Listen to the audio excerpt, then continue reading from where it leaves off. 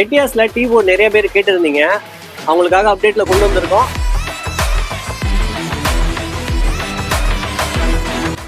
2019 model Etios GT second owner கண்டிஷன்ல இருக்கு.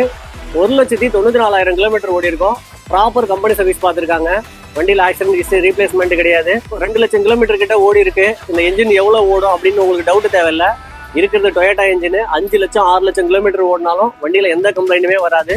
நீங்க ப்ராப்பர் கம்பெனி சர்வீஸ் பார்த்தா மட்டும் போதும். வண்டியில வர ஃபீச்சர்ஸ் பாத்தீங்கன்னாக்கா AC, power steering, power window, central lock, dual air bag எல்லாமே வந்துடும். 4 டயருமே 80-90% இருக்கும்.